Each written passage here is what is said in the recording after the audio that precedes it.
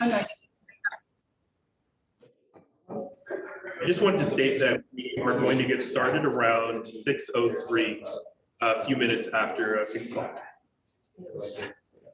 Technically, if you're under 500 feet. Can everyone hear me? If you're over 1,000 feet, you don't have to recuse. He's between the two. He's supposed to be. Adrian, we can hear you on the phone Great, thank you. / Zoom. Great. So normally these are in red, but this is the annotated agenda. So yeah, that's got the seats. Okay, thank you.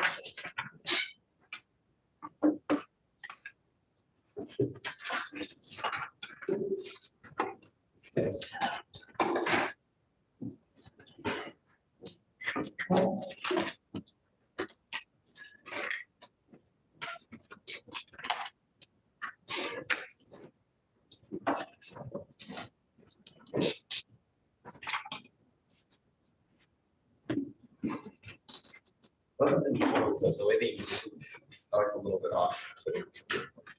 It's these tower ones that everybody has now. Right, that they'll have, move like, around, they follow they- people, they so like look it up, doesn't yeah, necessarily, they're like- there's no real rhyme or reason to why they. You make a noise, or if you can Google. Yeah. So whenever The you. noise is what is the moving. Yeah. At least gives you sort of a sense of what is happening.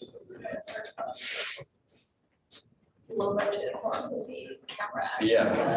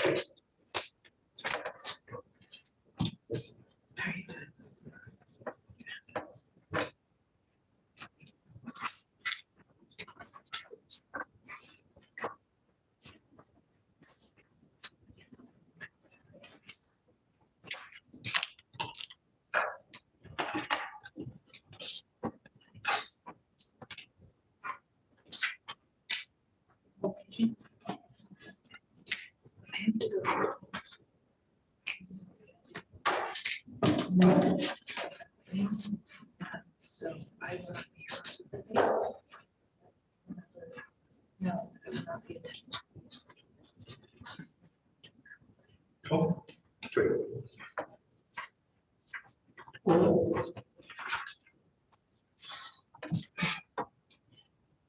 Hi. No.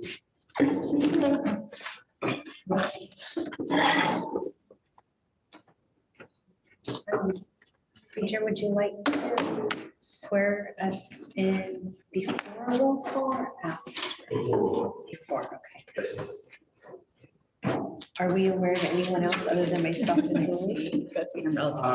I am Okay. unaware of anyone Okay, okay, where you keep mine. sworn in. You too. Yeah, here's this letter.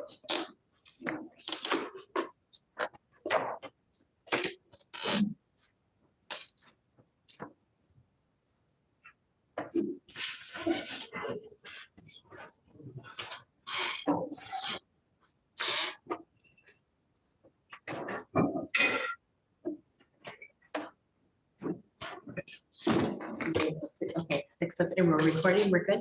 Yes, we are recording. Okay. Good evening, everyone. I'm going to call this meeting to order. This is East Bay Community Energy Meeting of the Board of Directors for Wednesday, April 19, 2023. There are people joining us in person at the Lake Merritt Room. We also have members participating virtually, and their addresses are listed on the agenda. Members of the public can participate via Zoom. That information is on our website and also on the agenda.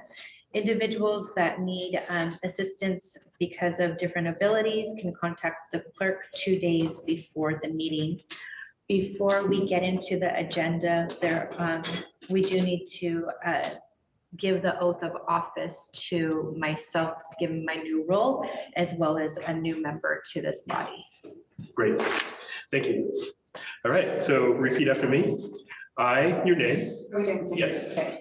I Julie Roche, I, Lisa Marquez, do solemnly swear do solemnly swear do solemnly swear that I will support and defend the Constitution of the United States that I will support and defend the Constitution of the United States that I will support and defend the Constitution of the United States and the Constitution of the State of California and the Constitution of the State of California against all enemies, foreign and domestic, against all enemies, foreign and domestic. that I will bear true faith and allegiance to the Constitution of the United States that I will bear true faith and allegiance to the Constitution of the United States and the Constitution of the State of California, and the Constitution of the State of California. that I take this obligation freely I Take this obligation freely without any mental reservation or purpose of evasion, without any mental reservation or purpose of evasion, and that I will well and faithfully discharge the duties upon which I'm about to enter.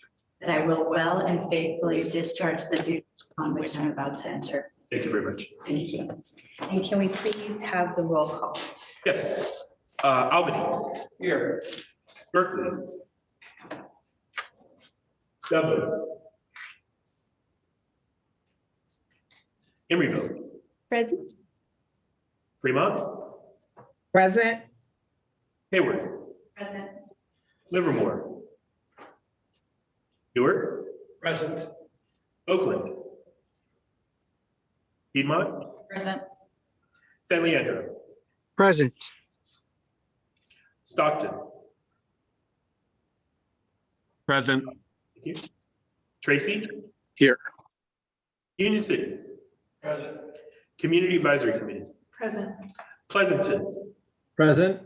Albany. Oh, excuse me, Alameda County. My apologies. Present. And I believe Berkeley has joined us. Berkeley has joined us. Present. Thank you. We have a quorum. Thank you, Clerk. And can you all please stand and join me in the Pledge of Allegiance? I pledge allegiance to the flag United States of America, which is liberty and justice for all. Thank you. We'll now move on to public comments. This is an opportunity for members to address this body on items under the purview of EBCE that are not on the agenda. Do we have any written public comments that we received in advance to this meeting? We have no written comments in advance of this meeting. We do have one member of the public with their hand raised, with his hand raised. I would also like to recognize that member Hugh Is present now? is present. Yes, so I'm just will note that Sure. and recognize The speaker, yes. Are we doing Yes. 2 minutes or 3 minutes? we have 2 minutes. Perfect. Okay. Tom Kelly, you're recognized for 2 minutes. Thank you, Adrian, and good evening. Couple of things. I wanted to ask the board if they would inquire about the status of that $15 million allocation, budget allocation for induction ranges for low-income customers in EBCE service territory. Mr. Chazet did promise that the executive committee would review that at some point, but you know, I thought he was talking about April, but it didn't show up in the April meeting. We've worked to try and help him identify the kind of organizations and people that he would like to work with on this. So it would be great if we could get an update on that. The other thing I'd like to ask is whether the board can provide, or the CEO can provide us with an update on the CPUC's decision to delay Stockton's enrollment in EBCE based on EBCE's failure to meet its resource adequacy obligations. And finally, I see that you have a closed session meeting occurring shortly, and I wonder if there's any way to get an estimate on how long that might be. Thank you. Thank you, Mr. Kelly. Do we have any other public? Yes, we have two more speakers. Okay. Adrian, hold on, the camera is not on for the TV. Hold on one second. Give us just a second. We're testing the technology. The camera is not on for the They TV. cannot see us in the room. Ah, yes, They cannot see us. yes. Hold on one second. I will fix that.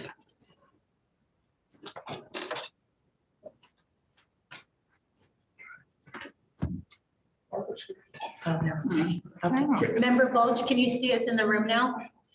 We can now. Thank you for correcting that. And you can hear us okay? We can, yes, thank you.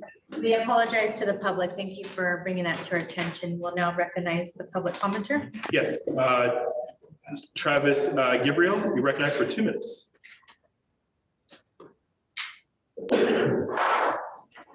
Hi, everyone. My name is Travis Jabrail, and I work with Reclaim Our Power Utility Justice Campaign.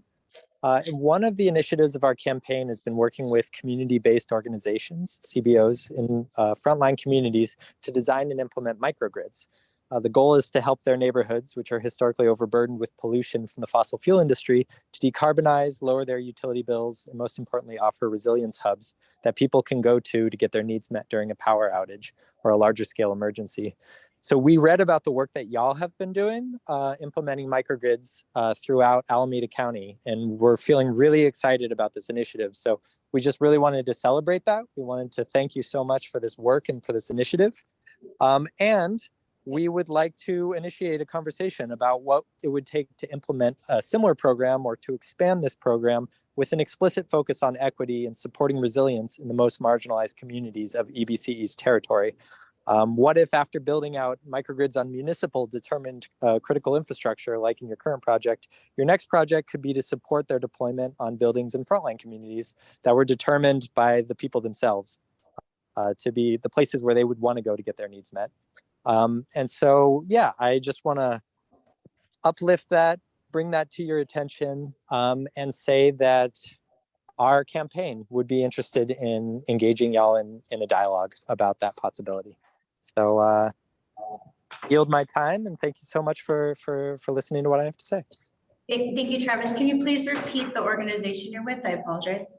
Yeah, I'm with Reclaim Our Power, the Utility Justice Campaign. And I personally live in Oakland, so I also represent myself in Oakland. Okay, thank you so much. Thank you. Nia Tisdale, recognized for 2 minutes.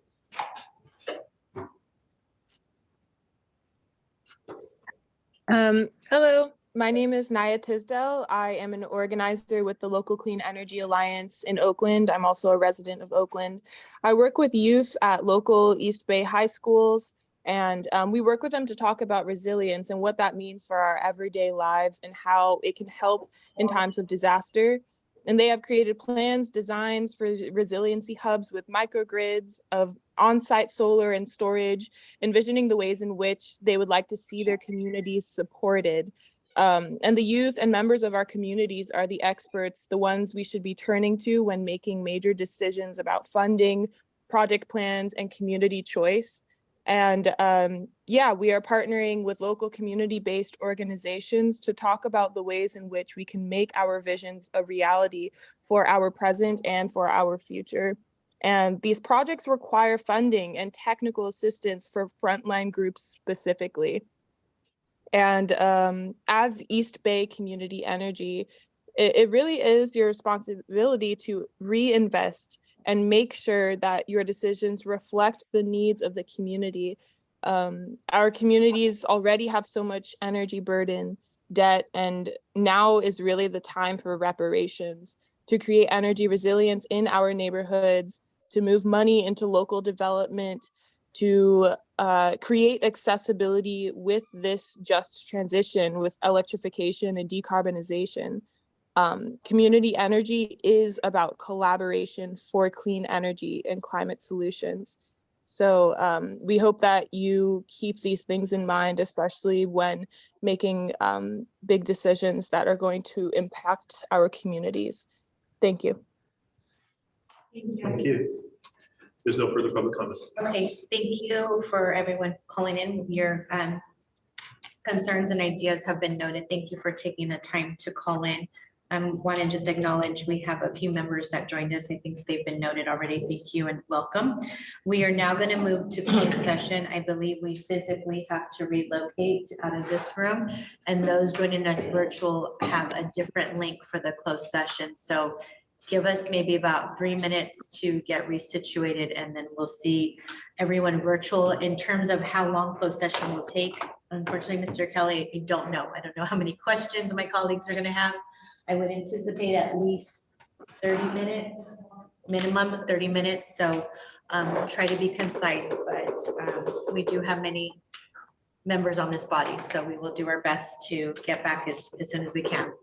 So we're now going to adjourn this meeting to go into closed session. So, okay, excuse me. So before you go, I just want to say, I'm Sherry Hu, Dublin City Council member. So I was there when you do the roll call. Somehow I was now converted to the panelist, so I couldn't speak.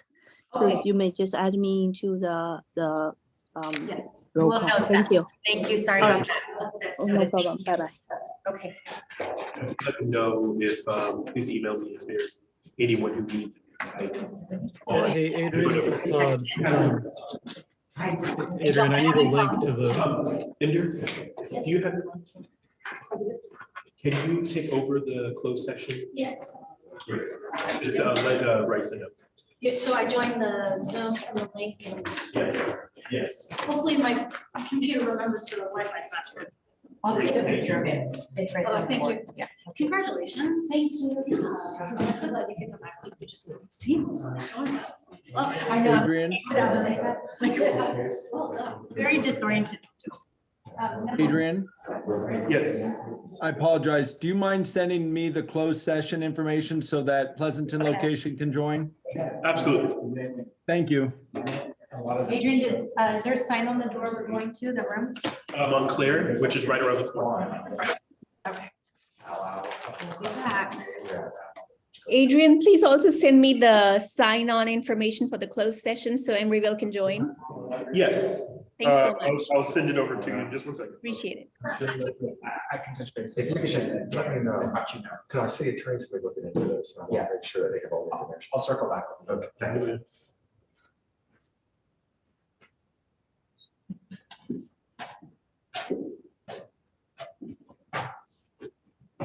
I will need to help out.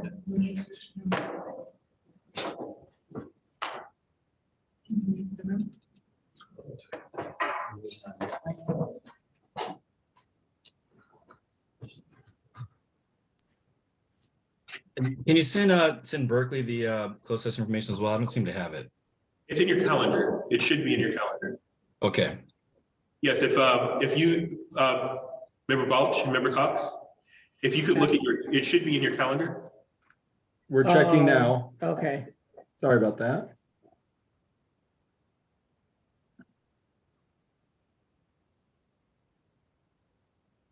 I should be a millionaire by now too, but, oh, I do have it. Okay, thank you. Great, thank you.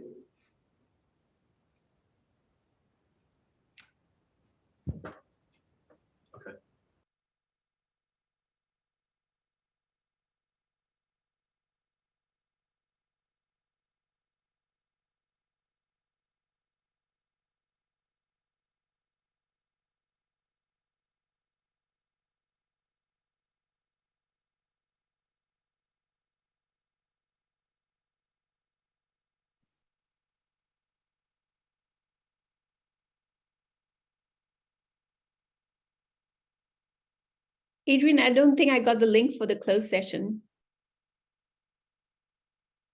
I think I'm back on the open session. Okay, Adrian stepped out for 1 second. So when he cuts back, we'll try to resolve that. He just jumped into the closed session to make sure everything was okay in there. Sorry about that.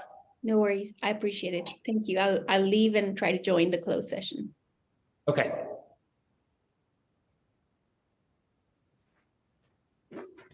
It's hard getting here from the door on time.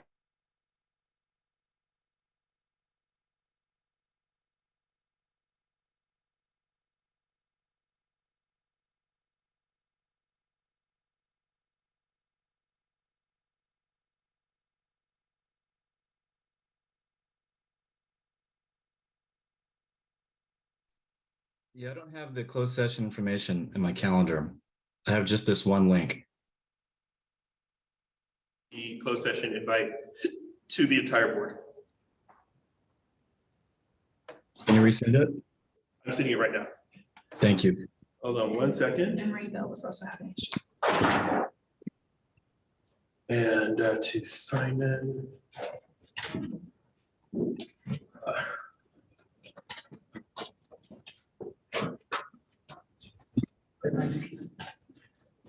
Okay, you should have it in just a second. Thank you.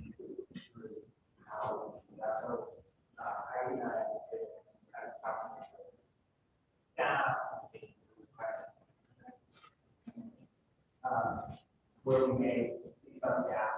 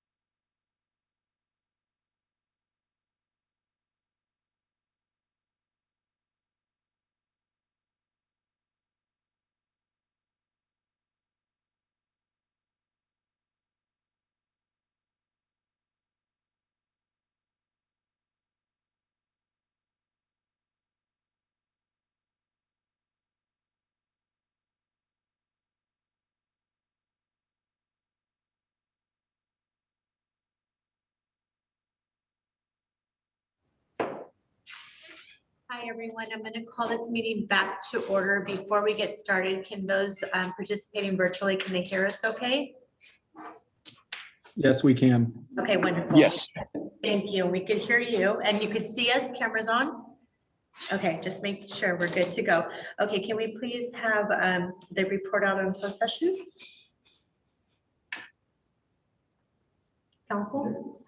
Oh, there is nothing to report out of closed session. Sorry. That's okay, thank you. We will now move on to consent agenda. This is items number 6 through 11. Is there a request to pull any of these items or make any changes to the minutes from March 8th or March 15th?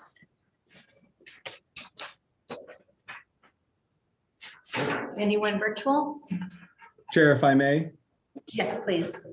I just want to disclose for the members that on item 8, I am currently the president of Stop Wastes Energy Council, serving in that role. And I have checked with EBCE Legal Counsel. I do not have a recusal requirement for that item, but I am just disclosing for our members. Thank you. And I will also disclose that I will be joining that body, I believe, next week. That decision was just made by the County Board of Supervisors. And as far as I'm aware of, I don't have any conflicts. I will disclose that as well. Would anyone like to move items 6 through 11 or call or make a motion independently? Is there a motion? So moved. Yes, I would like to move the consent agenda items 6 through 11. Wonderful. Thank you, Member Fox, and seconded by Member Kelb. Roll call vote, please, on the motion. I'll just repeat it. We're moving consent items 6 through 11. Great, thank you. Albany? Yes. Berkeley? Berkeley? Dublin? Yes. Emeryville? Aye. Oh, Berkeley? I see that you just returned to us. Present, yes. We're actually, there's a motion on the floor to move consent items 6 through 11. Yes. Thank you. Okay, thank you. Fremont? Yes. Hayward? Yes. Livermore? Yes. York? Yes. Oakland? Aye. Piedmont? Yes. San Leandro? Abstain? Stockton? Stockton? Tracy? Yes. Union City? Yes. Pleasanton? Yes. Alameda County? Aye. The minutes are, the consent agenda is approved. Thank you so much. We'll now move to our regular agenda items. This is item number 12, a report from our CEO.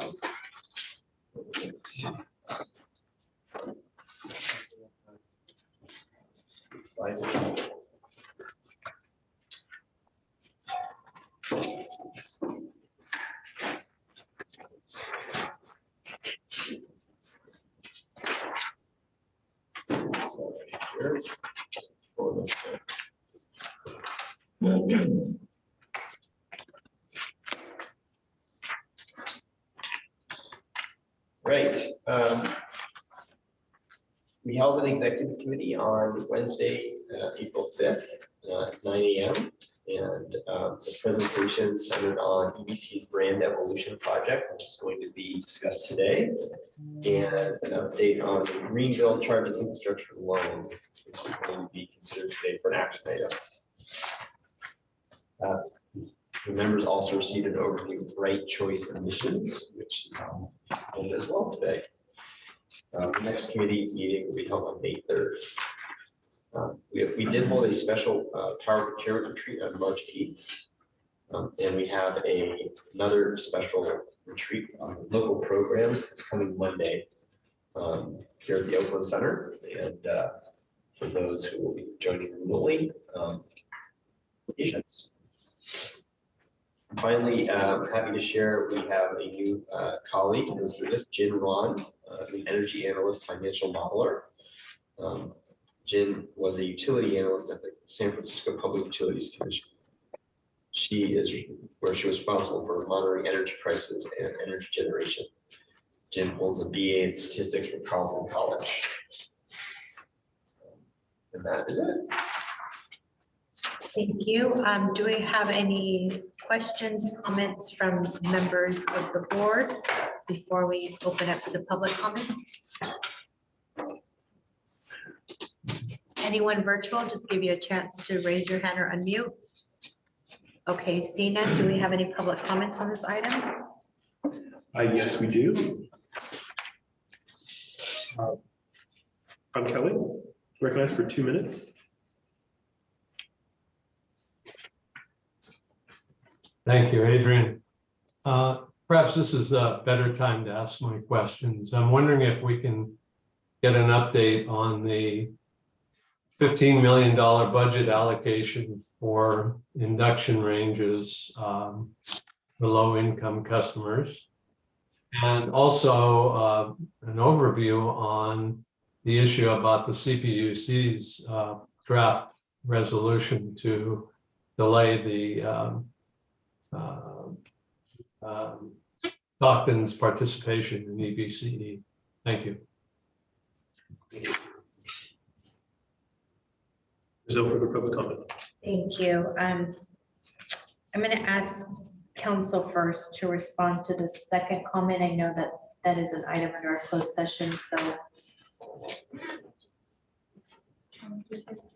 I'm not prepared to present that today.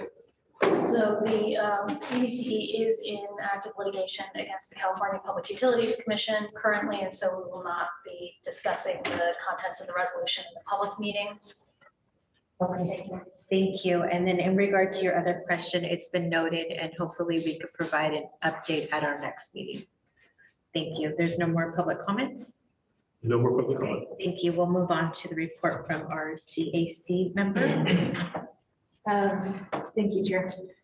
So for people in this room, there is a CAC annotated agenda on the table. Usually our annotations are written in red so you can see what's there. Unfortunately, today they were printed in black and white, so it requires a little bit more sleuthing to figure out where the feedback is, but it's there. For those participating online, it has been posted, thank you so much, on our website, so you can see the CAC comments, and our clerk has been kind enough to put them on the screen so folks can see.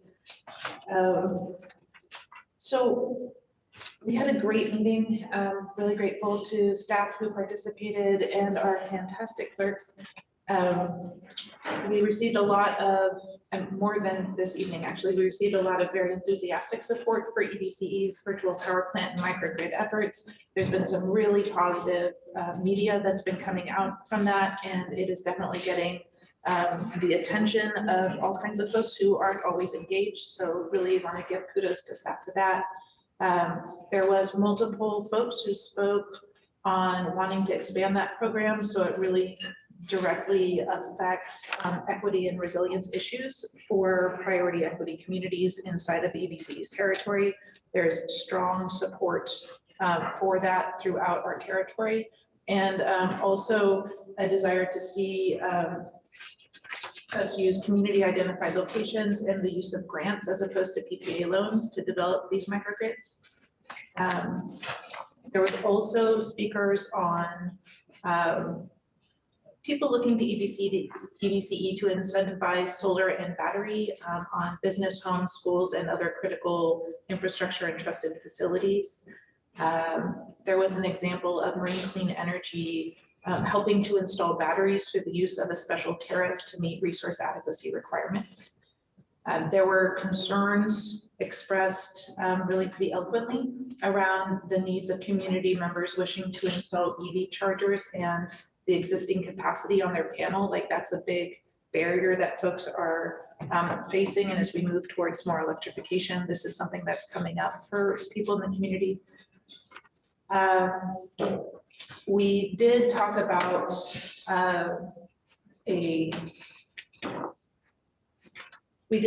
So as was mentioned, the CPUC intends to consider Stockton's start date at their April 27th meeting. Remote participation is available.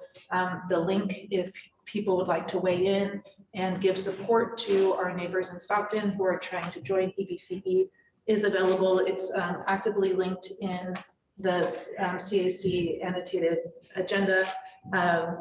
There were considerable questions and concerns around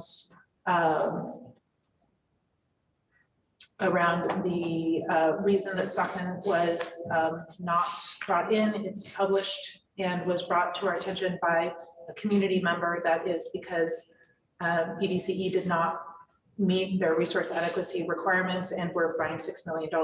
And that information I have been looking, although I have not done an exhaustive search. I was wondering if that information had been presented to this body. I try and listen to all the committee meetings. I don't get to listen to all of them. I do try, but I'm hoping that this has been brought up in either a financial meeting or an executive committee meeting. There was an amazing amount of discussion around that and some follow-up afterwards. So two other things were brought up in the meeting. One is around the Center for Biological Diversity has put out a new resource on, it's called Rooftop Solar Justice, and it's really fantastic information regarding net energy metering that are applicable to a lot of our member communities, and really directly affects a lot of our constituents. And then we also, I just mentioned that there was a really disappointing decision in the Ninth Circuit Court where Berkeley's gas ban was overturned, and it was the same day. So, you know, there hadn't been any follow-up and not much analysis out at that point, but we do look forward to seeing whatever happens and the challenging of that decision, I hope. So that is the summary of our meeting. Okay, thank you so much for your diligence. You are extremely thorough and comprehensive. Thank you for these annotated notes, and thank you to the clerk for including them on the website. And just please, next time, if we could do the red, it's just easier to read and follow quickly, but thank you for this.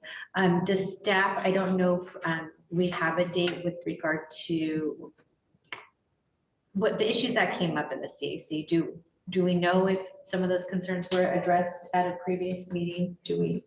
Has staff been able to look into that For the with respect to the fine? Fines, yes. Yeah, those were discussed. Those were discussed at our meetings. I want to say they were discussed in some detail in the in a budget meeting last year, and then they've also been discussed in the context of we have purchased resource adequacy products, and during those staff reports, it's definitely been brought up that this is something that we need and that we are chronically short on. Okay.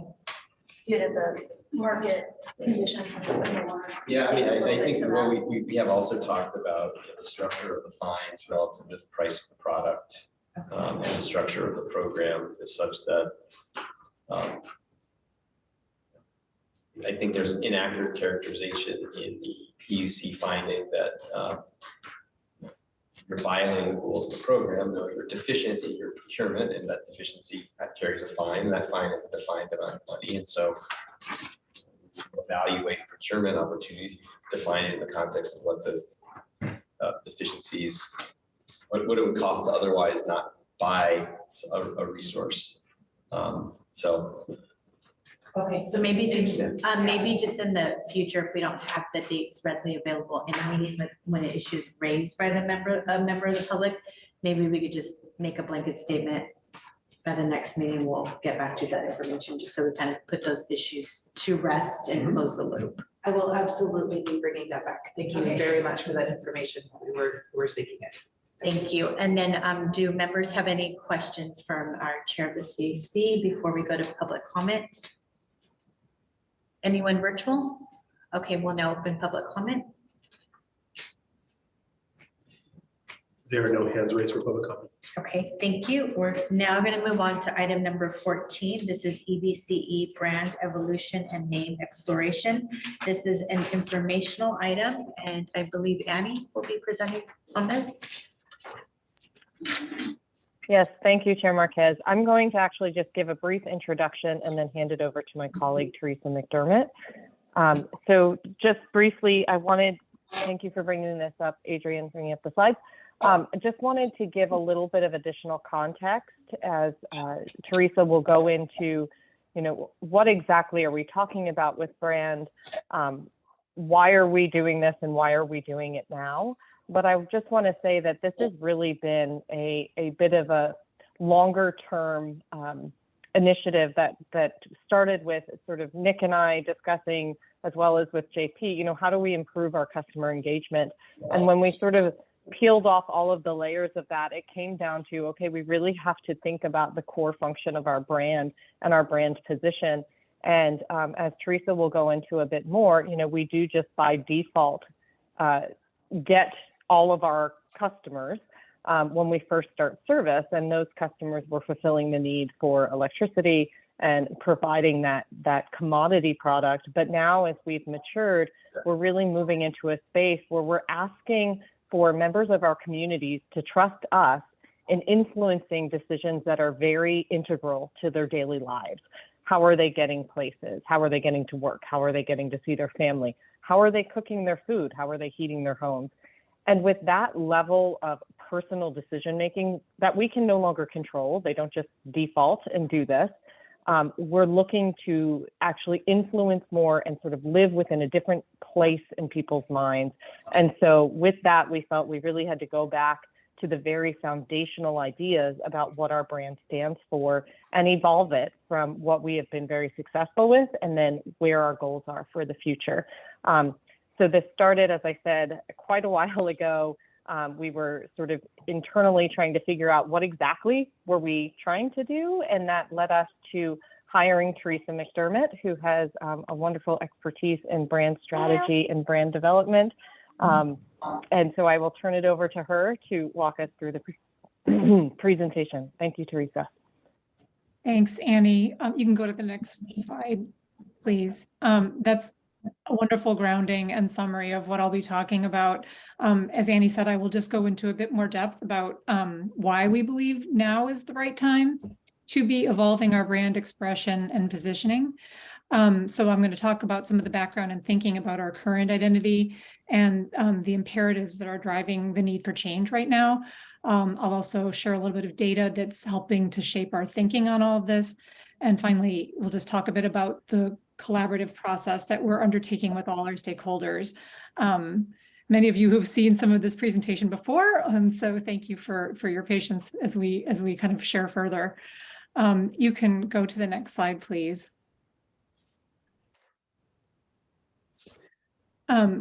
So in the beginning, when EBCE launched, 5 years ago, times were really different, right? Folks didn't really know what CCAs were. They didn't maybe have as much of an idea about energy choice.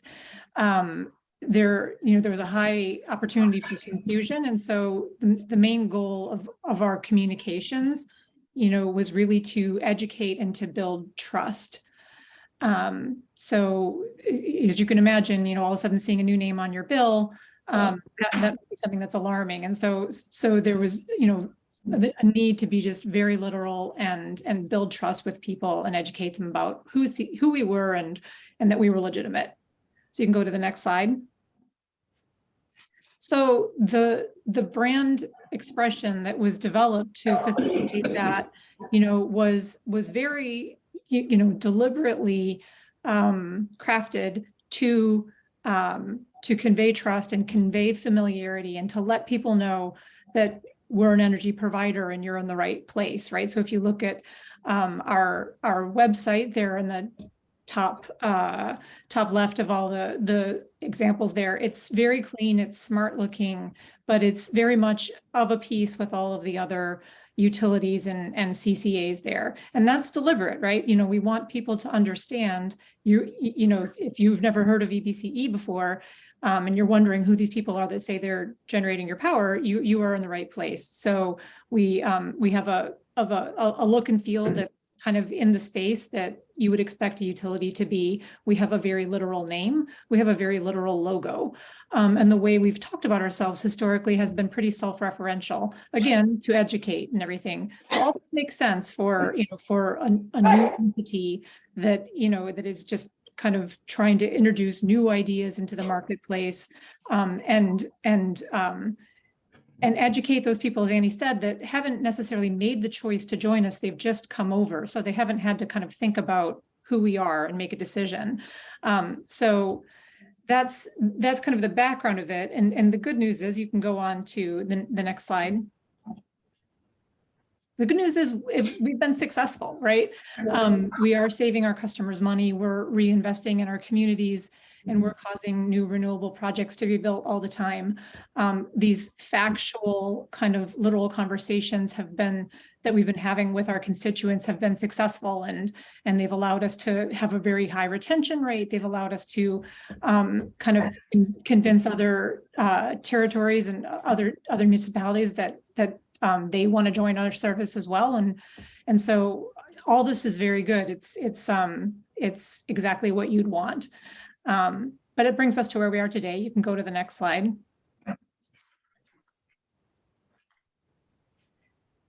As Annie said, we have an opportunity now. We've got the basics down. We feel very confident about our ability to speak to our constituents about things like energy rates and other utility type things. That's what they expect from us. And we find that they are generally responsive to us when we are communicating about things like their bill or special, rate programs and stuff like that. And we're never going to stop doing that. That's our core business. It's the heart of the business. We want to continue to do that really well, but we can do more, right? And that's this first imperative for evolving our brand expression and position right now. We know as a territory, as a state, as a planet, that we are not going to reach our carbon reduction goals without widespread electrification. And EBC is uniquely positioned to kind of influence behavior and raise awareness and drive adoption of electrification with our constituents. We have reach, we have expertise, we have incentives, we have a lot of things to bring to the table. But if we want to influence that behavior, we have to first have attention. And while we have attention from our constituents about things like energy bills, we don't have their attention when it comes to things like what kind of car you should drive, or how to get around town on your daily errands, or what type of cooktop you should use to cook your food. As Annie said, these are traditionally consumer choices. These are very personal choices. They're intimate. They can be emotional. And like personal, intimate, emotional, these are not necessarily words that you think of when you think of your utility, right? So that's why we feel that it's imperative to kind of evolve our brand identity and our position so we can occupy this place in people's minds where we have permission to speak about these things. They can hear us about this, and we can influence their decisions. So an evolution of how we look, what we say, how we behave in a more consumer-centric way, we think is going to help us drive the results and the behaviors that we all want. So that's the strategic imperative that we're working with, and we are ready to do that work. In addition to this strategic imperative that I've just talked about, there is also a geographic imperative to the evolution of our brand, and you can go on to the next slide. Maybe 2 slides, actually. Perfect, thanks. So in the run-up to Stockton joining our service, we heard a lot of excitement about the benefits that we could bring, and very obviously excited to have them join us. But we did hear kind of anecdotally some hesitation about our name. And so we wanted to understand whether that was just kind of an isolated opinion that we were hearing, or if it was something that was more broadly felt. So we undertook some research in San Francisco County. We polled 400 people on their thoughts, their knowledge, and their attitudes about energy. The survey was run by an outside firm. It wasn't obvious that EBCE was behind the survey, but in the survey, we kind of described the agency and the benefits that it would bring to consumers. And we asked for feedback on a variety of different names to see which name they felt fit that described agency best and which name they liked best. And what came back to us was that over 50% of the people told us that EBCE and East Bay Community Energy were their least favorite names. And then they were asked to explain why that was the case. Why were these their least favorite names? In the case of EBCE, it's fairly easy. Research has shown that people don't like initialisms, acronyms. They're off-putting if you don't know what the underlying the words underlying it stand for. It's alienating, and this is not unique to us, so it's not personal. People don't like acronyms, full stop. But what we heard about people not liking East Bay Community Energy was more worrisome, and some of the things we heard back were, kind of the very kind of logical, that we don't consider San Joaquin County to be part of the East Bay, so I don't see what it has to do with me. We heard that the East Bay, in their minds, is just considered too expensive. And we heard from some people too that the East Bay represents values that they don't share and they don't really want any part of. So, these were all kind of red flags to us. Would it be impossible to operate in that area with our current name? No, but is it an unforced error to kind of go in there, an uphill battle to go in there with a name that a significant number of people have told us is alienating? Yes, that would be an uphill battle that we don't feel we need to fight. We want everybody in our community to feel welcome and included from day one. So the next two slides are just quickly kind of, the flip side of this, some information about what we know about our brand now, and to kind of, just say that we have thought about the kind of the cost or the tax of changing our name and our look and feel and everything at this point. And I guess the headline is basically, we have awareness. We have awareness amongst our current constituents, but it's not huge, right? So when asked if they know who we are, about 30% of the folks say that they know who EBCE is, and you can go on to the next slide. And then if we, in an unaided way, ask them to tell us, do you know who generates your energy? About 22% of the people are able to accurately say it's East Bay Community Energy. Another almost 50% say they don't know, and the rest of the people guess wrong. So that's all to say that we know that we do have awareness, and we know that a big part of any transition we would make and of our brand identity is about bringing these people along and bringing them even closer to us now, so we don't lose that awareness amongst those people that do know us. But we believe that with like a more memorable and exciting name, that's going to be easier to do, and it's just going to kind of be a thing that we build on, not that we have to start from zero. So that this geographic imperative I just described, plus the strategic imperative, plus this relatively low rate of familiarity. With these three things together, we really do believe that the pros of evolving our brand identity and position now really outweigh the cons. So you can go on to the next section.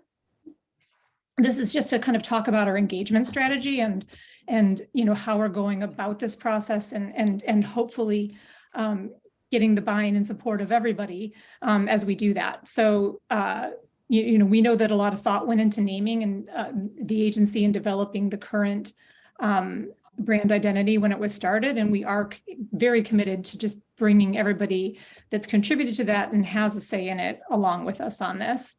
You can go to the next slide.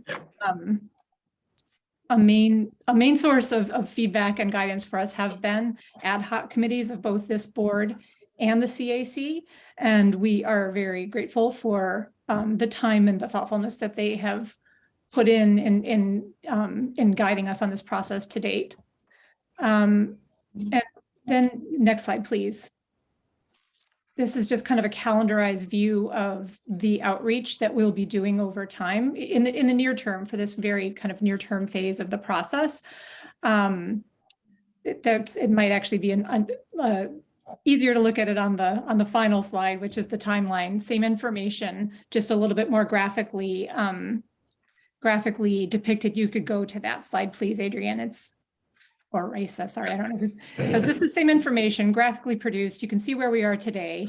If all goes according to plan, we will be back before this group in the coming months, seeking your support for recommendations around our brand identity, potentially new names, potentially new logos and graphic design identities. And then once we get through that process, you'll see a whole new calendar that will talk about kind of the way that we intend to implement and roll out these changes going forward. So that is all I have today. Be happy to take any questions. Thank you, Teresa, for the presentation. This is an informational item, so why don't we? Sorry. Can we go to public comment first, and then we'll open up for questions? Yes, we have 2 members of the public with their hands raised. Recognize Tom Kelly for 2 minutes.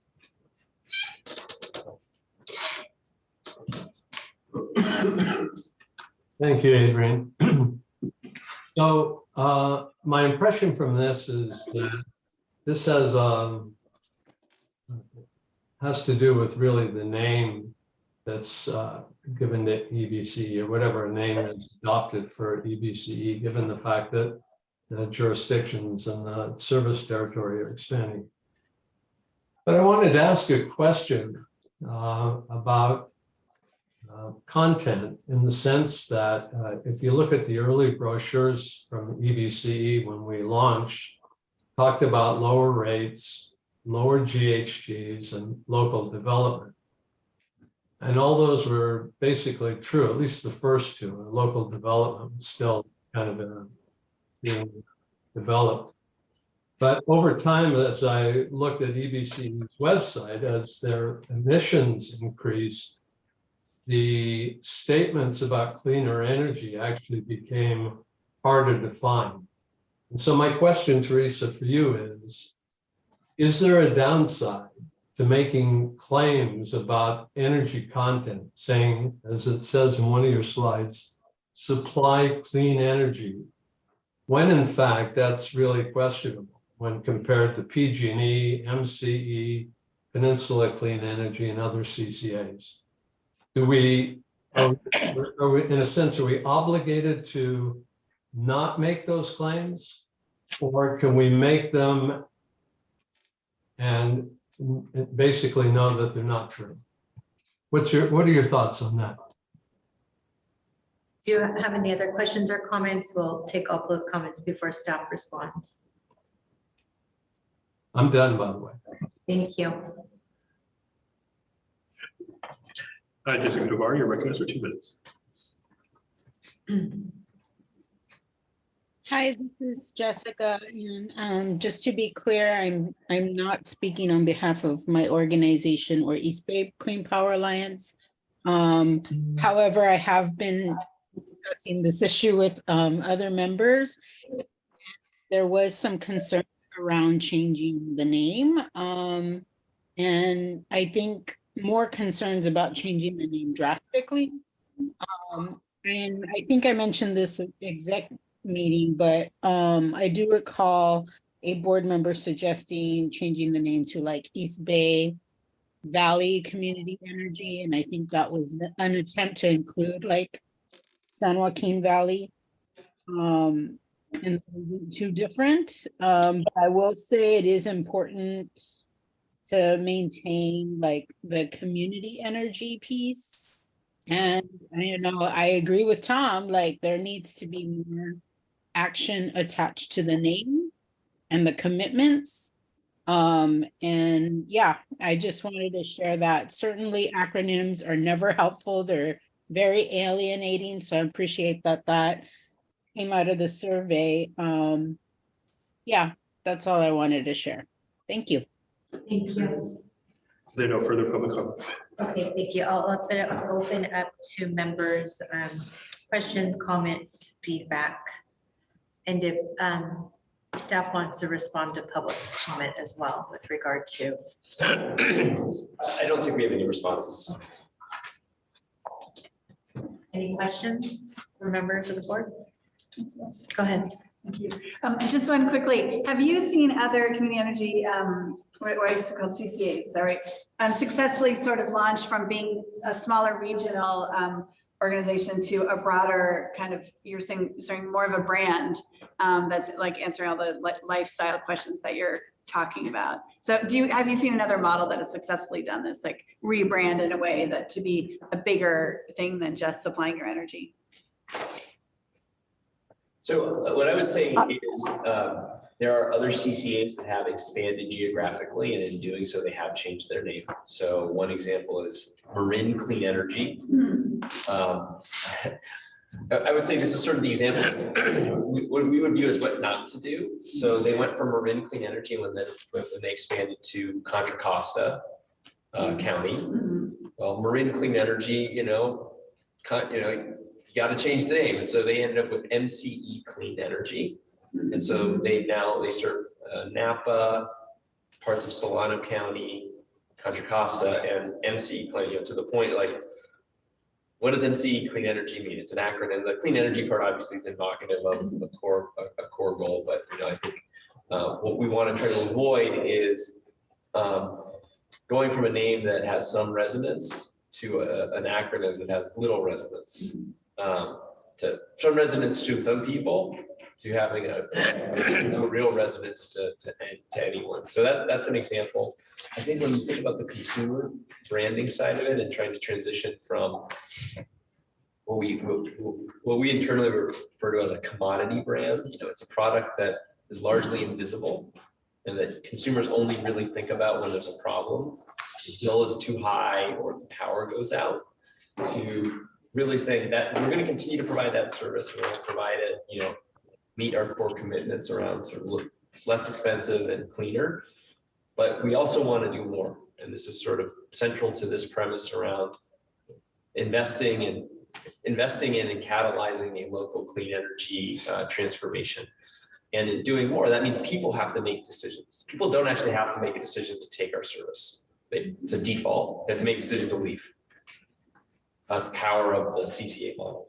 People have to make a decision to adopt an electric car or an electric bike or a heat pump or an induction stove. Those are consumer decisions. Now, there are regulations that are going into place that are trying to require that more and more, but in the end, those are still always going to be, for the foreseeable future at least. And if certainly if we want to accelerate the adoption of electrification and clean energy in our local communities, you need to start working on strategies to get people to adopt. And a lot of those strategies have to do with partnering with existing companies that are doing that stuff, but really also leaning into those areas where there are, the market is not really to provide, the private sector is not doing it yet.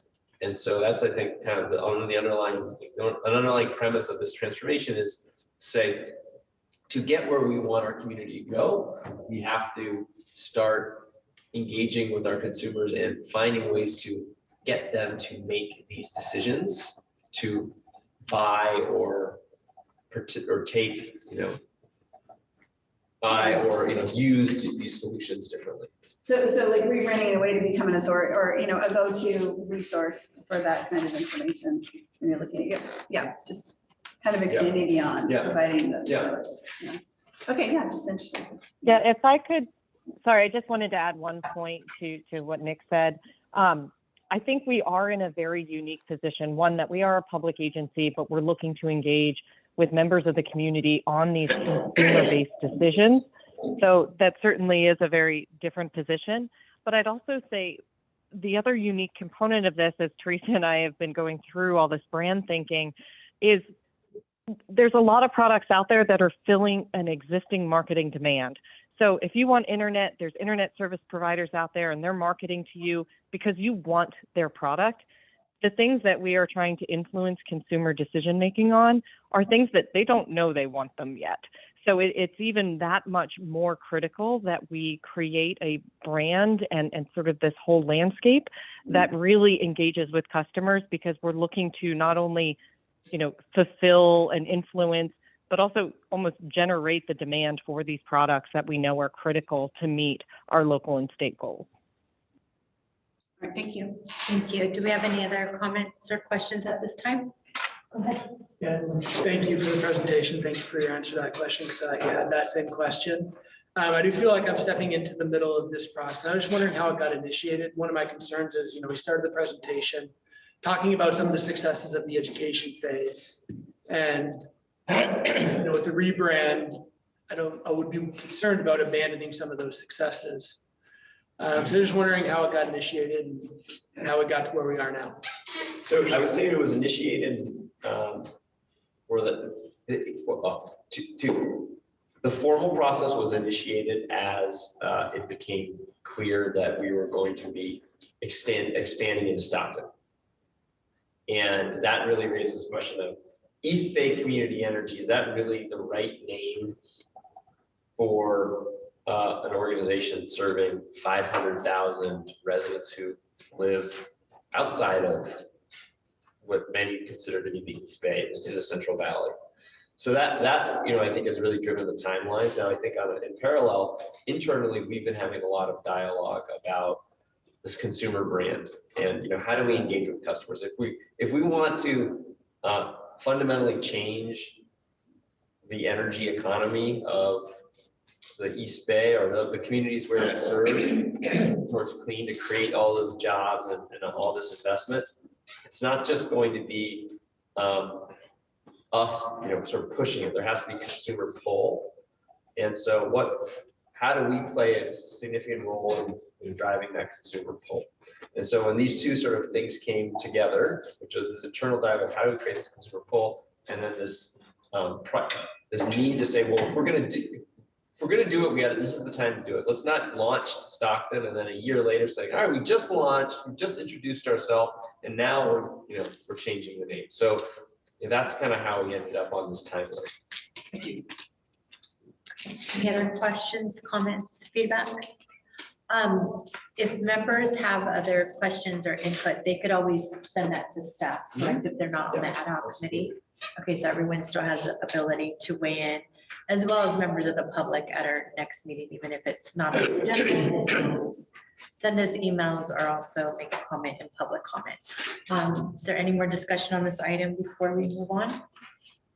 Okay, seeing none, we'll move on to item number 15. This is a resolution to authorize CEO to negotiate and execute a lease for East Bay Community Energy Headquarters, and this is an action item. Can I kick us off? I will do it. Okay, thank you.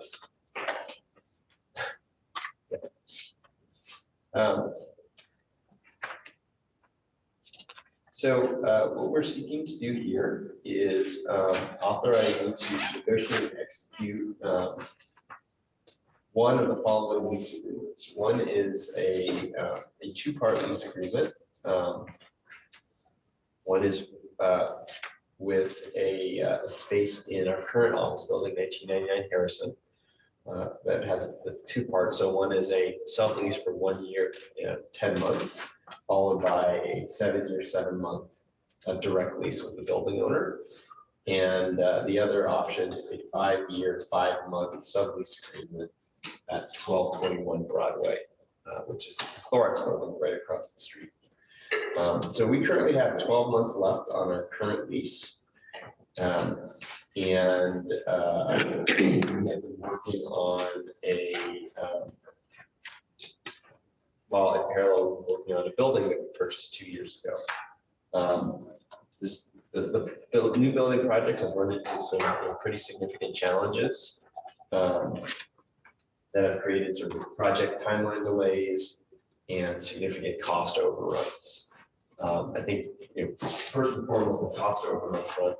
Last year, we came to the board seeking $7 million for necessary tenant improvements for the building. As of about a month or two ago, the latest quote was over $14 million.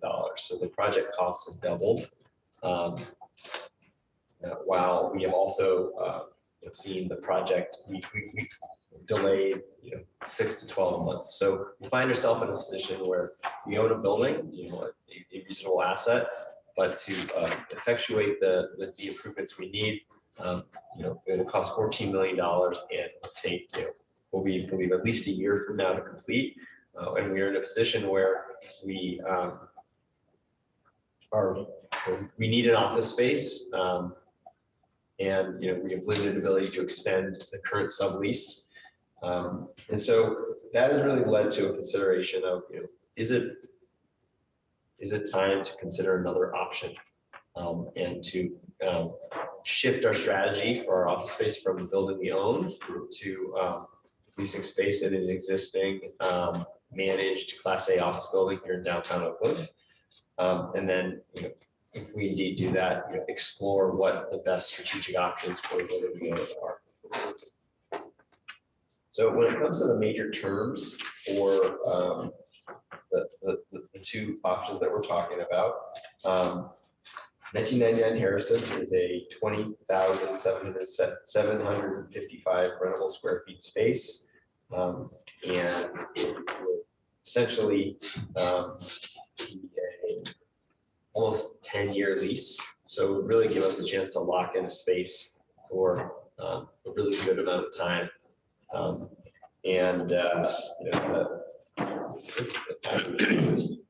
So the two lease agreements would represent a net present value cost to us of $7.29 million. Second space, there's a number of other terms in terms of whether termination rights and tenant improvement allowances. Second space, 1221 Broadway, is a shorter term lease, so 5 years, 5 months.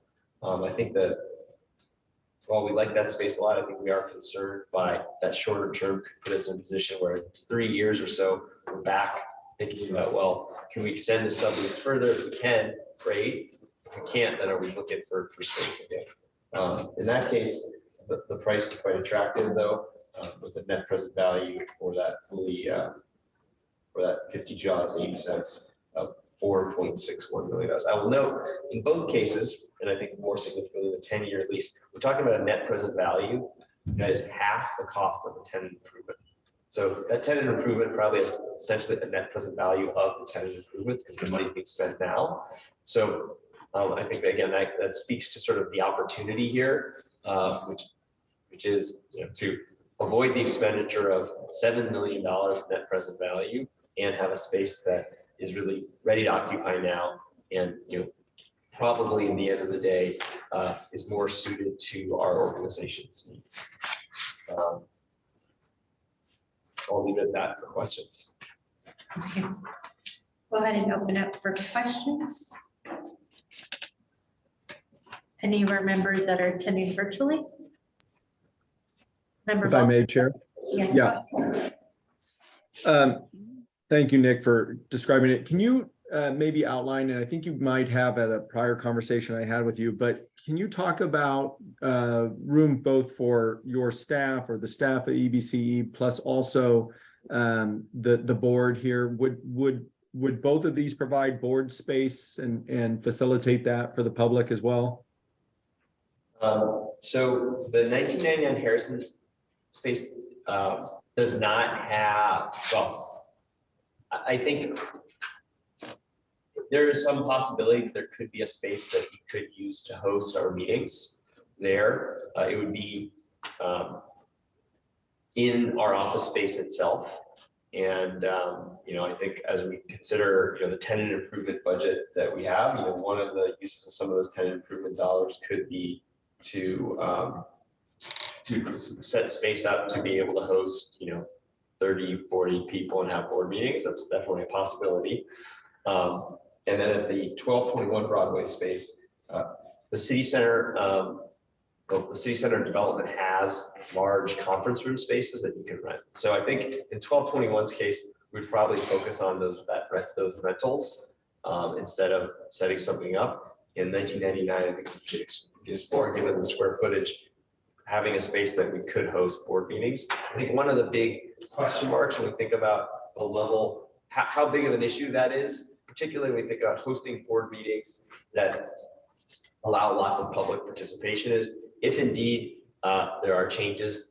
There are many bills right now in the state legislature that are contemplating modifications to the Brown Act, particularly for multi-jurisdictional agencies like ours. There are also bills that would create like advisory committees like the CAC that would create more permissive this to be able to hold virtual meetings. So, yes, it's a consideration. I think in both spaces, there's an opportunity to set space aside for board meetings, but it's also kind of what those needs are is quite dynamic, given the statutory and legislative environment. Okay, thank you. Thank you. Are there any other questions? Go ahead, Chair. Do you want to do it after public comment or? No, this is an action item. So right now let's just take questions. So no comments at this time, just questions, clarified questions. Okay, I have a question, Sure. San Leandro question. Yes, please go Yeah, ahead. yeah, thank you. Yeah, my question is, it seems like there's a lot of open space, available rentable space in downtown Oakland because of the pandemic. I'm taking it, a lot of people working from home, just declining economy overall. I'm curious, are we seeing work from home options with EBCE? And is that going to impact our need for space?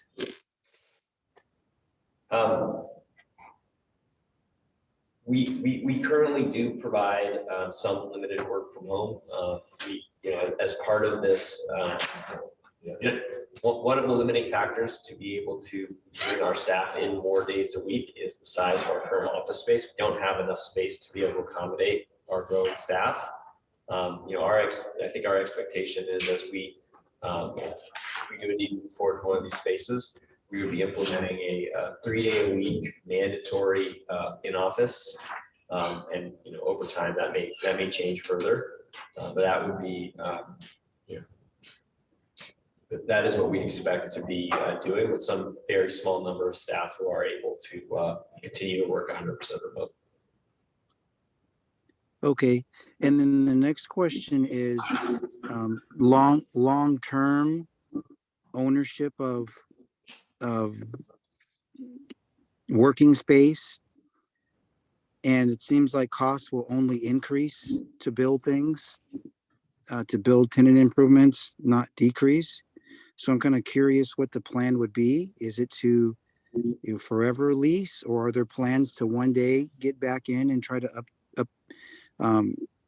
own your own space? I would say, we do own space today, and I think part of one of our lessons from owning space is managing that project, and especially estimating and managing the cost of that project is quite a challenge. It's not a core competency of our agency. We do a lot of things well. I think real estate development is one of them, yet at least. So, our hope would be finding a space that we could occupy for quite some time, and then also give ourselves the option to assess what do we want to do with the building that we own. We own the building outright. Do we want to sell it? Do we want to develop it into something else? Do we want to partner with the developer to turn it into something? I don't know. That's going to be something that we would want to bring back to the board to explore, but not something we are thinking about at this very moment. Okay, and what is the square footage of the existing building that is owned by EBCE? 15,000 square feet.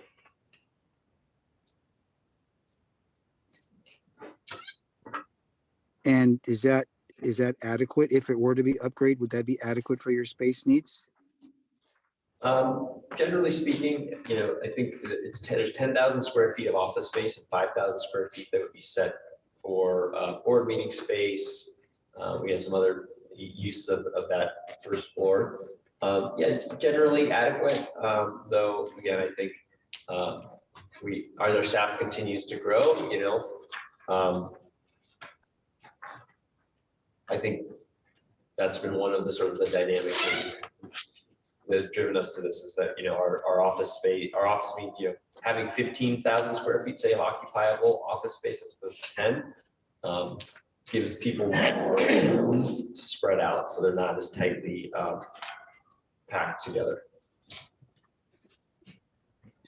Thank you. That completes my questions. Thank you. Member Cox, did you have a question? Go ahead. Yes, thank you very much. I appreciate the information. I was looking at the 1999 Harrison Street, and when it talks about the early termination, how much notice do we need to give? Let me ask, I believe it's 6 months notice. Howard, what was it? You're saying that was specific to the termination clause that we have in there? Yeah. It's a 12-month notice. So it is a longer than, it is a long notice period, but obviously it's a fairly unique to also have a termination. And that does give us some flexibility that, if indeed we do decide to pursue a development strategy for our own building, for instance, and we feel really good about it, well, we have the ability to terminate and, shift to that or something else. Okay, and in terms of rent abatement, could you explain what does that mean? It's essentially a discount back on your rent. So, okay. So, if you're paying, for instance, it's 45, 60, and 64. Those are the two per square foot. 7-month rent abatement. I believe the 7-month rent abatement is on the long-term lease, right, Howard? I believe that's right, and in most cases, it's a 50% rent abatement. I'm just trying to confirm I'm not So mistaken. essentially, the way that works is instead of giving you a lower price, and I think member Balch would have some good insights into this, but instead of giving generally the feedback has been they would rather set it at a higher price and give you a rent abatement than give you a lower price. Because then they can say, well, look, we leased it at $64 instead of leasing it at $62. Well, $64 with a 7-month rent abatement is $62. Oh, I gotcha. Okay, Yeah, I understand now. Yeah, I'll note on the sublease itself, it's some number of months are at 50% of the rent, so roughly 6 months. That's one of the items that is still a little bit under negotiation, and then on the direct lease we have 7 months fully abated, so just 7 months free basically at the outset of the lease. Okay, does this lease payments include a rent? Does it include like janitorial services included in this, or do we have to add that on top of security, janitorial, and security, janitorial, some amount of parking? Those are all included. Utilities, so your EBCE costs, your water costs. Yeah, all of these. So that's all rolled into the amount that we're looking at these rates, is what you're saying. That's correct, with a little bit of limitation. So they're fully serviced, so all of those operating costs are included, but they're included at a base year. So basically, in this case, the base year is 2023. So in 2024, if the overall operating costs of the building increase, there would be some modest amount of operating expenses that we would sort of be at risk for in that instance. And 3% is very reasonable, an increase for rent. So that's very good, advantageous compared to what I've seen in some parts of the valley. The other part I was going to ask, and it's probably not a lot, but the sale of the office furniture, have we gotten appraisals on that already to kind of estimate how much that would be?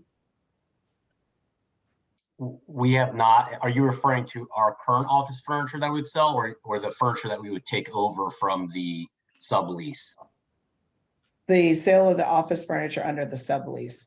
Got it. Yeah. So we haven't had it appraised. We have inspected it ourselves, and it is in very good working condition, and we believe it's suitable for our needs. So that being at $1 is definitely a very valuable aspect in addition to this, but we haven't had it appraised to really understand what is the market value there. I think that is a challenging thing in of itself these days, given how much space is vacant and how much available office furniture is really out there. Not exactly a very efficient liquid market to transact on that, but I think we see the value in that and our ability to sort of move in quickly. And Howard, just to clarify, you said it was $1. Correct. Yeah, so that we're essentially getting the office furniture in both cases for free. Okay, gotcha. Yeah. Well, let me clarify on the $19.99, it is for $1. So in essence, it's free, but for the sake of, I think, legalities and there being sort of a full purchase, it's best to set a price. On the 1221 space, we're not purchasing the furniture. That's furniture that the direct tenant has, but it's allowing us to utilize. It's a sublease, so when we leave the sublease in 5.5 years, this furniture stays. Exactly, because it says providing furnishing, so that's, you can't take it with you is what you're saying. Correct. Basically, is the furniture like just a couple years old or just to estimate? Well, in both cases, the furniture is, kind of. It's in good condition. Just pre-COVID, I think in both cases, these spaces were occupied, in sort of 2019 or even 20, they're beginning of 2020. So these are spaces that were furnished, occupied kind of under a certain sort of set of assumptions. And then, have just been sort of sitting idle for the last couple of years. Okay, and with both these locations, how close are they to the BART and to, if we had to travel by BART to get to these locations, which one is closer? Or both of them? They're both addresses. 1999 Harrison is about a block and a half from the 19th Street BART station, while the city center, the 1221 Broadway is right on top of the city center or 12th Street BART station. So both very close. Okay, great. Thank you very much. Thank you, Member Coe. Thank you. So if I recall, the last time around, there was more than 2 options that were presented. Is that right? You narrowed it down, or am I not misremembering? Yes. That's correct. Okay, so you narrowed it down. Are you asking us to give you direction to pick one, or should we just give you direction to finish the process and pick the one you think is best? Yes. If there isn't a major cost difference, yes, I'm just gonna go do your thing. Yeah. Well, I mean, these are the 2 costs. Obviously, we would try to negotiate. Or 1221 because you get a comp and you need some space. Oh, we would try to. I'm sorry. We would try to get even better terms. Yeah, certainly. But no, what I'm asking for is the ability to make a selection and then go negotiate between these 2 and go negotiate at worst the terms that we've laid out, hopefully better terms. Okay, I'm happy to make that motion if we need a motion. For that. We got an open public comment, but yes, I noted. Okay, well, you actually go ahead and make a motion in second. And sit it on the table and then have public comment, actually. But either way, just to clarify, we're not giving any direction on the building we own today, right? Correct. Okay, thank you, Madam Chair. Thank you. Chair. Thank you, Chair. So in the previous things were not Oakland buildings considered. It just, especially as our service territory is expanding and our staffing will be expanding. Like in my day job, we're looking a lot at the workforce development, and having workforce development partners based in Oakland has completely restricted participation from all other portions of the county, except for the very neighboring areas. So we have a almost 0% participation rate for Union City and for Pleasanton and for all these places. And so having our offices so centric, especially for, I mean, it makes sense if we bought a building, but if we're not using our bought building, having something that would allow for more geographic diversity for our own employees, but also for, many of the CAC members they aren't able to get access to places to attend public meetings, and the coffee shop closes at 8 o'clock and the library closes at 8 o'clock. And so, or often before then. So having a more central location could be really beneficial to the ability to have more geographic diversity of staff, especially as we're expanding our service territory. And then the second part of that, you will remember this, I'm sure. I don't know how many people here will. But at the very beginning, there was a super big fight around an in-house call center. And there were lawsuits and an utter lack of labor peace. Like it was really, really, really messy. And a semblance of labor peace was brought under very clear promises to have an in-house call center. And there was a temporary okay to use SMUD because SMUD they're good, they're reputable, they have wonderful customer service, they've done a great job for us, and they made a commitment to this body and to the public to train people and create an in-house call center with us within a year or two. And then that got delayed because we were gonna buy this building and then it was gonna be, and so it's been delayed and been delayed.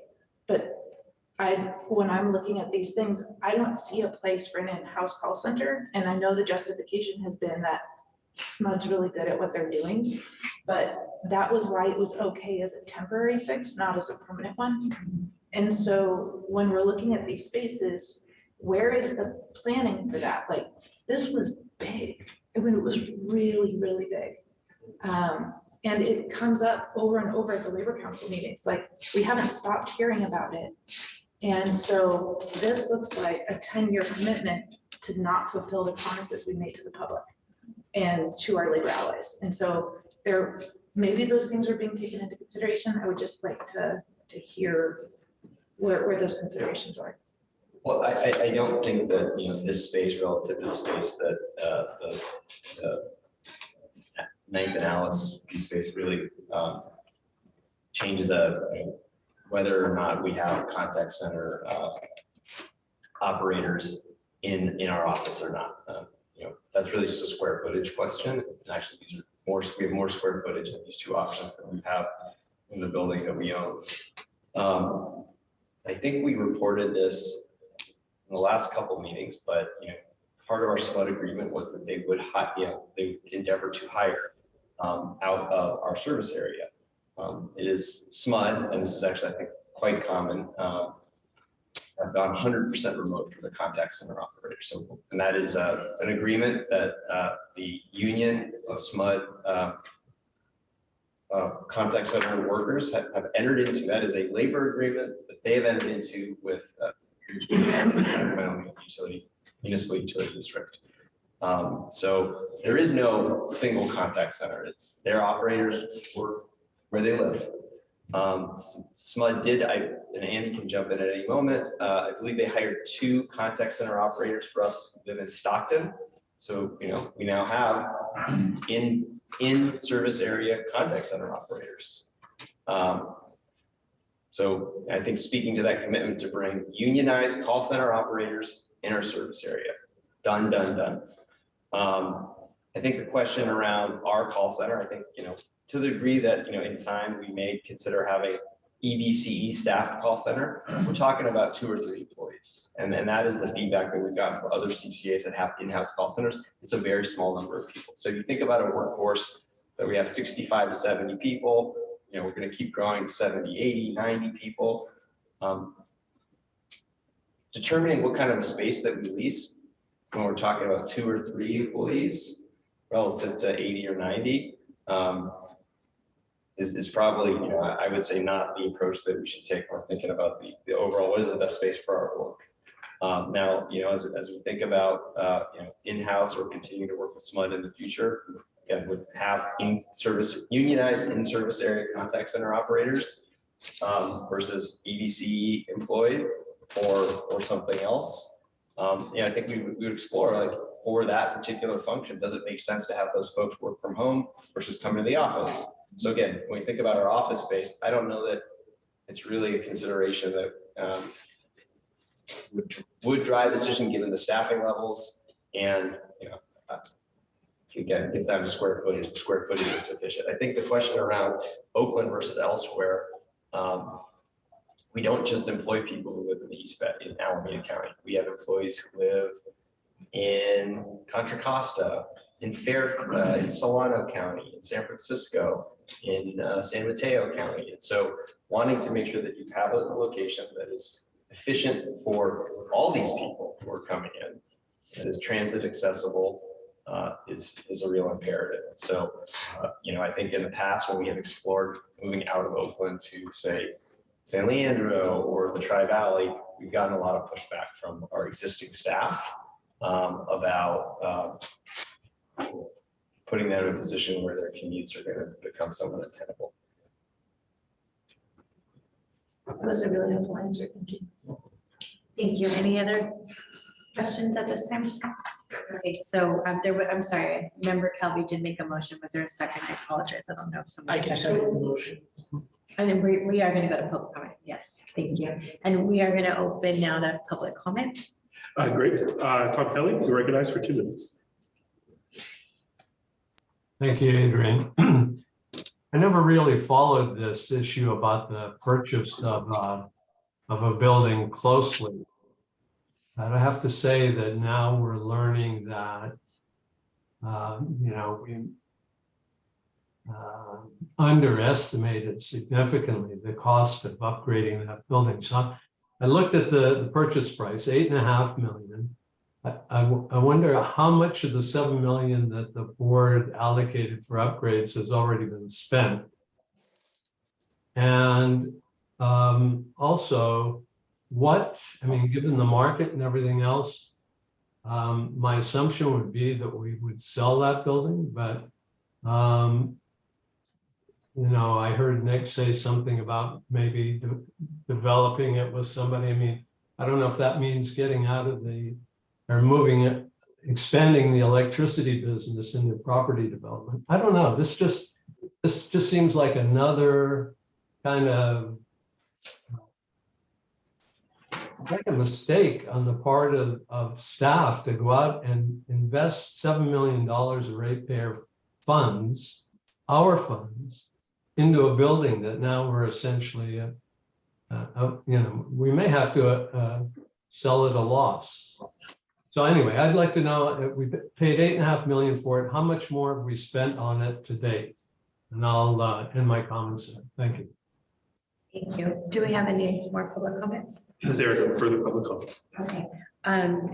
So Mr. Kelly, we will get back to you. My understanding is we are paying for securing the building. There's been some security costs, but we could get back to you with a specific number at our next meeting.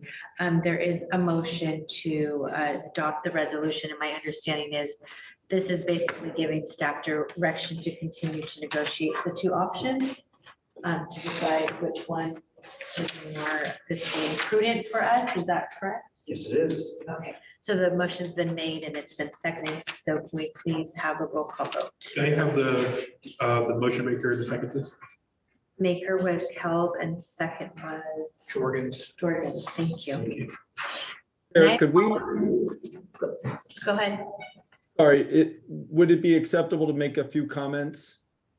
Yes, yes, I'm sorry. It's discussion. I apologize. Go right ahead. Okay, no apology needed. I just wanted to make a few quick comments, if I may, about maybe, not necessarily in the motion, but just comments as a board member to the staff on it. For the full service gross lease that staff's considering on both options here, I would just like to encourage staff when they're negotiating to evaluate having that base year moved up when the direct lease, if they go with option 1, with the direct lease, that base year move up. Anytime we can move the base year up, that will save on the costs, as costs do constantly rise. There's no retraction on those, as we've seen with inflation. I'd also ask staff to look at when they're negotiating, major replacement items such as HVACs, elevators, things like that, how that cost allocation occurs. Equitable for sure, but if there's some a way there.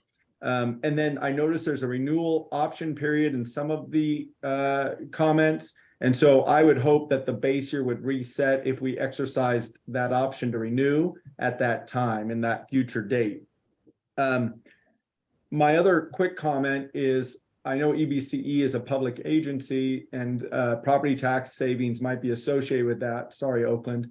But if our landlord or any future landlord is able to partake of the property tax savings, I'm hoping that would be passed on to us through a reduction in the base year expenses associated with the lease. Yeah, and I'm pretty sure you guys told me that. I apologize because I can't remember which conversation I had with which person at this point. But so those are my general comments about the lease, and I appreciate staff working towards it. So I'll be able to support the motion when we go to the vote. Thank you. Thank you. And just to clarify, one more question to staff. This is just to continue with the negotiation, but obviously before we sign a lease, that would come back to us with this additional inquiries, right? We would have that information before. The direction in the resolution is to authorize the CEO to negotiate and execute a lease. So if you would rather it come back to the board, then that direction needs, that language in the resolution would have to be revised. I think what we would do is, certainly once we execute, we will come back with a kind of review of what is the final, what are the terms of the executed agreement. And then in terms of what the terms are, the terms are I'd say the four corners of the agreement are outlined in this. So if for some reason, we're negotiating with, say, 1999 Harrison, and through that negotiations, the direct lease costs were to increase suddenly from $64 to $68, for instance. Well, that would be a material change and, would be outside of my authority. But if we're able to negotiate a change in the base year based on Member Balch's comment, and we say, well, we're going to modify the base year to our benefit, To save them. well, then that would be within my authority. Okay, okay, understood. Thank you. Go ahead with the roll call vote, please. Thank you. Albany? Yes. Berkeley? Yes. Devlin? Devlin? Avery? Aye. Fremont? Yes. Hayward? Yes. Livermore? Yes. Newark? Yes. Oakland? Aye. Yeah. Piedmont? Yes. San Leandro? Yes. Stockton? Yes. Stockton? Yes. Yes. Or is It it, was- I think he may have actually left the meeting. I don't think he's. Right. Okay, thank you. Tracy? Yes. Union City? Aye. Pleasanton? Aye. Alameda County? Aye. Motion's approved. Thank you. We'll now move on to item number 16. This is a resolution to authorize CEO to negotiate and execute a loan to Forum Mobility for heavy-duty vehicle electrification, and this is an action item. Requesting the board to delegate authority to EBCE CEO to complete negotiations and sign the contract. Chair, if I may. Yes. Go ahead. Sorry about this. I must disclose that I own personal property within 1,000 feet of the location and have been advised by EBCE council that I shall recuse from this. I'm thinking I'm following my own city protocol, which means I will leave the room. Okay. And we can text you when to rejoin. Staff has member. Hopefully Baldwin. member Cox is still appreciative given I'm leaving her in my house. I'll track him down when it's time to come, bring him back. We're ready. Thank you very much. My name is JP Ross. I'm the Vice President of Local Development at East Bay Community Energy. And I'll be talking about this project tonight. So what we are asking for is authorization to provide the CEO the ability to negotiate and execute a loan for a medium and heavy duty charging project in our service territory. So if we go to the next slide, Adrian, a little bit of background on how we got here. So we want to support EBCE's territory to be a first mover in medium and heavy duty vehicle electrification. It's a very large hub for the distribution of goods through medium and heavy duty trucking, and that is expanding as we also expand in the San Joaquin County. Despite that, there's not a lot of zero emission vehicles in the territory. It's a very nascent industry. And so last year during the budget approval process, we received funding from the board to use in kind of innovative ways to stimulate project development. And one of those proposals was to provide capital to private companies who are doing projects with community benefit, such as vehicle electrification projects. So we got budget for this type of project in last year's budget request process. So after that, then we issued a public solicitation. We received a conforming bid, and then kind of began diligence on the project in December of this year. And over the last couple of months, we've been negotiating with the counterparty that I'll explain later. And one important point of this is that we wanted to make sure that we'd be funding a project that would be coming online in 2024. A lot of these projects have very long lead times, and we want to see new projects come in and become operational in our service territory within a fairly short time frame. So if we go to the next slide, the project is called the Greenville Charging Depot. It is going to have charging infrastructure on site that is a 4.4 acre brownfield. So meaning it's been used for other purposes and is being repurposed for this project. It's very close to the 580. The project has a total build cost of just over $14 million and will be capable of charging 100 medium and heavy duty electric vehicles on a daily basis. It's going to be constructed using prevailing wage labor as per the terms of our loan agreement. And it will be delivered in a couple of phases. The first phase is the charging infrastructure. And then the team that's building it for mobility has large experience in developing solar storage battery projects. And we'll be bringing that on board after the delivery of the first phase of the project. And what this project will do will deliver charging infrastructure and vehicles to operators of drayage trucks and medium and heavy duty vehicles.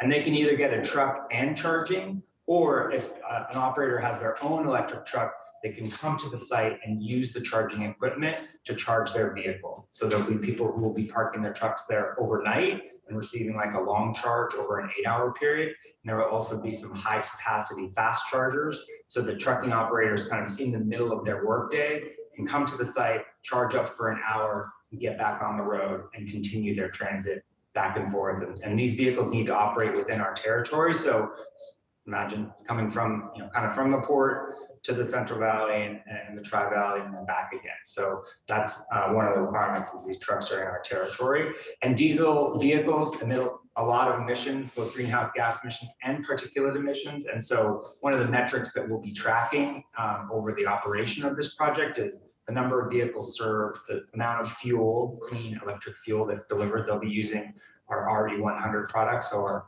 100% renewable product, to provide fuel for these vehicles. So we'll be tracking the emissions offsets from our community. So if we go to the next slide, please. So on the loan that we're providing a $4.5 million loan that will support the construction of this facility. We actually don't pay the loan until COD, until commercial operation date. That actually dramatically kind of reduces our risk. We're not taking development risk on this loan, but it will help reduce the cost of developing and operating this asset. So it helps reduce the cost for the truck operators who are going to be using this service. It's a 10-year loan at 5%, and we'll be earning about $1.25 million in interest over the 10-year period where we will be collecting payments for this loan. So for mobility, the operator is going to be charging trucking operators for the trucks as well as the charging infrastructure. The revenue that they're generating for that will be used to pay off the loan and the other sources of their capital. So we've been negotiating for different ways to kind of reduce our risk and securitize this loan. So we've gotten a parent guarantee We've secured the loan with a deed of trust. So if something goes wrong, we've got some protections in place. And then we are also one part of the capital stack. So we're bringing $4.5 million to a $14 million project. So they have to bring other capital in. We're not providing all of the capital for this project. And this, the $4.5 million, as I mentioned, was already approved kind of towards our transportation electrification budget. So there's no new budget request. This is existing local development funds that have been allocated. And lastly, last slide, please, Adrian, is on Forum Mobility. So it's a fairly new company with a lot of experience in the project development space, mostly solar and storage. Frankly, a lot of the folks in the transportation electrification space are new in the transportation electrification space. It's a pretty immature space, but the team is very experienced in bringing projects through the development cycle into to operation. They really focus on California and on transportation electrification really across the state. You know, with East Bay territory being a hub, this is an important area to focus on. There's a lot of drayage trucks. They want to electrify them, and we want to help them do that. So they've got an experienced team, and we're confident that they can bring this project to development. So the action item that we're asking you to support tonight is allowing Nick to negotiate and execute the loan agreement once that's been completed. And that's all I have for you today. Thank you, JP. And I was saying this earlier. I apologize that I'm not saying everyone's last name. I know who all of you are. I just struggle with remembering the last name. So I have asked our clerk to order nameplates, which I know, are they here? They're coming? Okay, they're coming. So I did make that request so the meetings can be more efficient. So I'm trying to be disrespectful. It's my issue, not anybody else's. So thank you, JP, for that presentation. I'll open up for questions and then we'll open up for comments. Yes, Chair Aldred, I know. There was enthusiastic support for this from the CAC, a unanimous vote in support, and deep respect for the creativity and leadership and foresight inherent in this project. This is exactly the kind of thing that we need in our community, and it is really, really cool. Like, it's just really cool. So I do have to excuse myself because I have to go to the airport, but there was very enthusiastic support and Thank you. We like that phrase, and safe travels. Have a good evening. Any other questions? Yes, San Leandro. Yes, go ahead. Yes, can you define what are medium to high, forgot the exact term, trucks? Are these tractor trailers that we see on the highway, the large tractor trailers? Yeah, so medium and heavy duty vehicles are class 3 through 6 and 3 through 8. Sorry, that still doesn't mean anything. They're going to be kind of bigger box trucks and tractor trailers that are drawing containers from, say, the port to other, third-party logistics and warehouses. So these particular vehicles that Forum will be providing are drayage trucks that are carrying containers kind of back and forth to the port. Okay, are these trucks on the road now? And if not, when are these trucks going to physically be on the road, this technology of electric trucks? Yeah, so there are some electric trucks on the road now, very few. If you know the Frito-Lay Cheetah logo, there's actually some Tesla drayage trucks that are operating on our streets. I saw one. I was very excited to see one on 580 the other day. So there's very few of them. And so the site and the trucks are supposed to be online by September of 2024. So July through September is when we expect this project to achieve completion and trucks to be starting to take delivery and on the streets. And can you explain a little bit more the trucks that you say will be delivered? Are there trucks part of this project, physical trucks? So our loan is supporting the development of the charging infrastructure.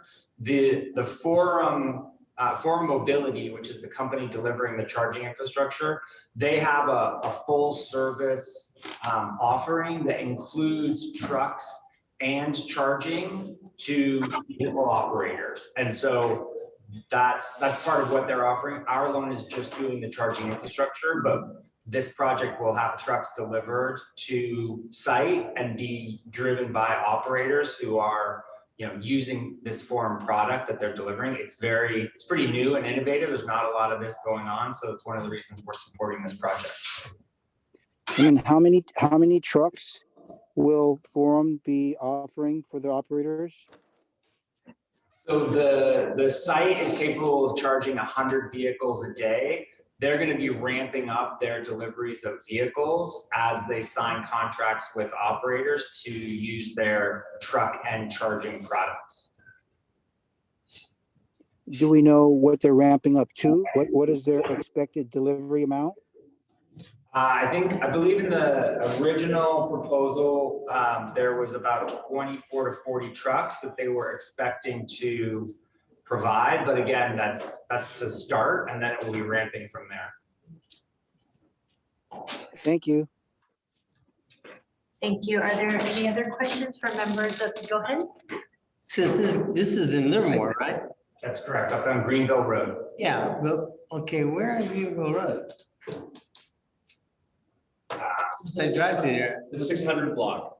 What? The 600 block of Greenville Road. Okay. On the east side or the north side or the west side of? I couldn't give you that much detail. I can't give you that much detail. I know the address. I'll find out tomorrow. It's going through the Livermore permitting process now. Any other questions? I had a question. Sure. Thank you, Madam Chair. I wanted to find out, when we're talking, it's basically like a huge truck that has the capacity of, like, it's moving a truck with all these infrastructure of charging stations, right? Is it possible that they could charge buses as well, or only electrical vehicles like sedans and mid-sized trucks? So the charging infrastructure is able to charge kind of multiple vehicle types. So, if you think about the space requirements of a large truck or a bus, if that tractor trailer has trailers on it, it needs quite a lot more space than one that is unhitched. The charging infrastructure can be, in some cases, applicable to multiple vehicle types, and some vehicles that have custom chargers. So think of it as very early days, and there's still some customization of some of the charging infrastructure. But by and large, yeah, they're transferable amongst different vehicle types. So does that answer? Does that also include RVs too? I'm not aware of many of EV RVs. Okay. But I think conceptually, there's no explicit limitation on the type of vehicle that could conceptually charge, save for, there are these, think of it as like Blu-ray and DVD, right? Like you can play a DVD on a Blu-ray, but can't play a Blu-ray on a DVD player. Well, that's unfortunately the case still in there's some induction chargers, kind of like your phone is an induction phone. It can just sit on something as opposed to actually having to be plugged in. Okay. A technology, we've heard about that attempting to be used in some bus applications, but it's still a rapidly evolving space. Okay. Now, with the infrastructure that's being built out by Forum, are they doing all of the work, or are they subbing out the work? They are doing the development work, and they will be subcontracting for the construction, the engineering, procurement, construction. Okay. And who would be the vendor for the charging stations and the ports? Yeah, that's up to Forum. They're still making those determinations on what equipment they're going to be using. In this case, this isn't really a a project that we are, taking control of from a delivery perspective. Delivery is their obligation, and we're providing the financing once they've achieved commercial operation. Okay. Got it. Okay, I was just curious and that arrangement. And so basically Forum would be responsible for any of the performance or reliability, any technical issues. They would be on the hooks to maintain that, while we just are in the arrangement of using, being able to use their charging depot. We are not using their charging depot. They are signing customers up to use their charging depot. So I think this may be a little bit different than many of the programs where we run, and we've taken a much more kind of heavy-handed approach. In this case, we're taking a financing approach where we're providing a loan to a counterparty who's doing the work and making the offering. And, we're more of a financier in this. Financing, yeah. Okay, gotcha. Okay, I just want to make sure I was understanding that, because I got a little convoluted with infrastructure and all the other things that we've been involved in. So it's basically a financing arrangement of just purely the loan and nothing else to this company that's kind of like a that's been established in this space. And they'll be responsible for everything else. We're just a transaction to give them the money. That's correct. Okay. Thank you for the clarification. This is very exciting. Thank you for your questions. Do we have any more questions? Okay, seeing none, we'll open up to public comment. There are no hands raised for public comment. Thank you. We'll now close public comment and ready to receive a motion if there is one. Member Tillman. I'll move the resolution. For a second. Sure, I'll second. Second. Okay. I will recognize Member Roche just because I heard her first, but I'll get better at asking to raise hands so we give everyone a fair chance. Any discussion before we vote? Yes, sure. please. Thank you. I was gonna say, it kind of goes with our rebranding, like this is a great sort of like exploring into, creating opportunities for larger answering questions that need to be filled. Like, how are we gonna get trucks on the road that are electrification? Where EBC is saying like, we're gonna help do that and provide that funding to do it. So, yeah, so I appreciate the movement into the space. Thank you. Thank you. And roll call vote, please. Thank you. Albany. Yes. Berkeley. Yes. Beverly. Beverly. Yes. Thank you. Averyville. Aye. Fremont. Yes. Hayward. Yes. Livermore. Yes. Newark. Yes. Oakland. Yes. Piedmont. Yes. San Leandro. Yes. Stockton. Tracy. Yes. Union City. Yes. Alameda County. Yes. Motion is affirmed. Thank you. Before we move forward, I do want to make an announcement.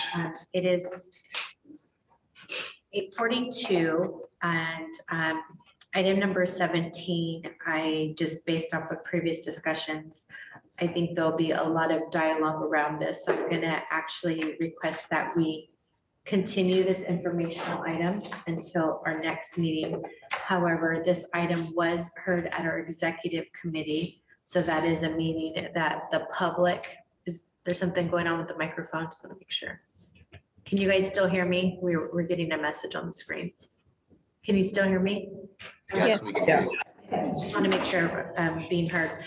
So members of the public as well as members of this body can go back and review that meeting. But I also have a question for staff. Is it possible, since we have so many new members, could we convene an ad hoc committee only if there's interest from members to have this presentation provided to them? Can that work for the next meeting if people want to take advantage of that? Yeah, absolutely. I think if we do it as an ad hoc committee that's not a Brown Act committee, then obviously that's, so I think it's just a matter of how many people are interested in. Well, we could do more than We one. need to avoid a quorum of any of our Brown Act committees as well as Yeah, I mean, the entire board.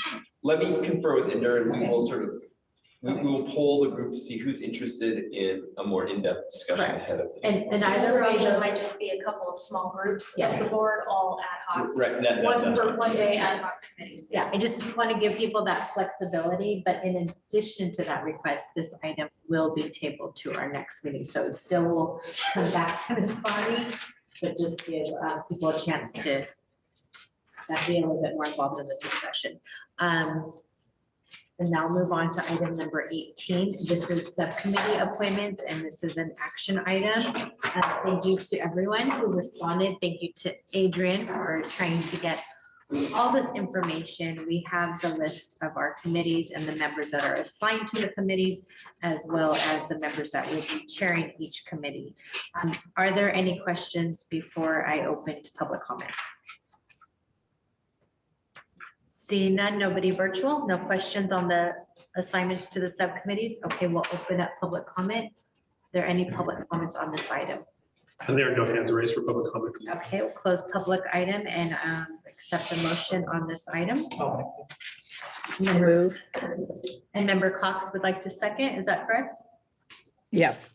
Okay, thank you. So it's been moved by Member Patino, seconded by Member Cox. On the motion, please. Great, thank you. Albany. Yes. Berkeley. Yes. Ellen. Yes. Emeryville.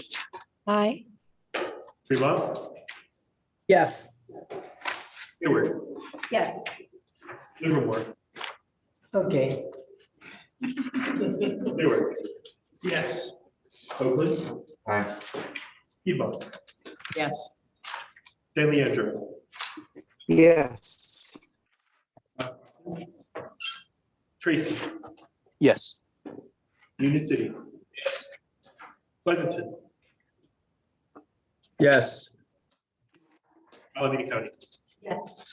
Motion is affirmed. Thank you. We'll now move on to item number 19, board member and staff announcements, including a request to place items on future board agenda. Yes, Member Patino? I just noticed earlier, and I'd like to wish our chair and new supervisor a happy birthday. Thank you. Should we sing? Thank you. Thank you. Thank you. And just disclaimer, I was actually scheduled to not be here today. I was going to be somewhere else, but things have changed, and so I'm happy to be here with you guys, but I had made plans 3 months ago to not be in this country today, but here we are. So I'm gonna go and celebrate maybe later, we'll see, but thank you so much. Any other announcements or, okay, I just want to ask if we could please ask, I'm gonna ask staff to give an update in regard to the request for the funding for the induction ranges, if not in May, maybe June, July, but just, you know, within the next. That will be, it's going to be part of the budget. Part of the budget? We're Okay. planning to discuss the times of the budget. Perfect. And then also, when do you think we'll have an update on the microgrids? I know we're working with municipalities, but there's been a request for multiple groups in terms of having more community engagement and offering them. Yeah, I mean, what I can say, we have in the past attempted to run a private sort of, we'll call like not communities, and actually we have found the model that we try to adopt doesn't work because of some nuances. Now, I think one of our hesitancies, and we actually have some direct experience with a church that had actually given a grant as a resilience hub, and they sold the church. And so now this was a resilience hub, it's been sold to somebody else it's no longer resilience hub. So I think one of our hesitancies to really focus on, given all the opportunities there are in the public sector between fire stations, community centers, schools. I mean, right now we're just working with cities. We have not gone to school districts. Like there's so many buildings that are publicly owned that have to provide access. We're hesitant to go beyond that when you don't have these deed restrictions that ensure access to everybody. And I think what we want to make sure is everybody can access this, not just a member of that a specific community can access the space. Okay, understood. I'm gonna stop just because it's been on the agenda, so I want to be careful. Member Cal. I don't remember unless I missed it last month. Have we had like a legislative update at this year's key legislation. I don't know. In January we did, but we might be due for For next month? Yeah. Okay. Yeah. And then I would say there may be some intangible but real reasons to keep looking at churches here in Oakland, at least here in Oakland for resiliency hubs. The city has done that. And I think there's value in that. Again, that's just a specific example, but I think it's emblematic of some of the hesitancy to when we have so many great sites that have these requirements to allow everybody in a community. And they're very well geographically located, so get good access points are not just in one part. I think schools probably are the next area of emphasis for us because you have so many schools, many of them have solar, but don't have storage. Adding that storage will turn the resorts up. Okay, I'm gonna have to. We're getting. More discussion. And that's not on the agenda, but thank you. It's been noted and we'll continue that discussion at a later date.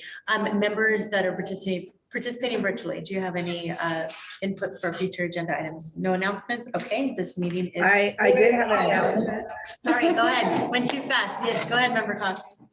I'll make it real quick. I just been named last month vice mayor, and this is the first time in the history of Fremont that an Afro-American has ever been the vice mayor of the city of Fremont. So I share that with everyone.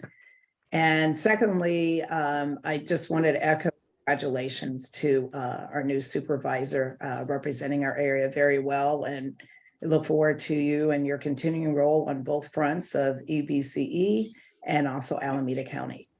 Thank you, Vice Mayor. It's an honor to work with all of you. Congratulations for making history. Also very proud and fond of your leadership and work. Thank you. My mom's gonna be 100 years old next week. That's huge. We can sing happy birthday to Mom. It's your mom. That's it. Is that it? Thank you, everyone. This meeting is adjourned.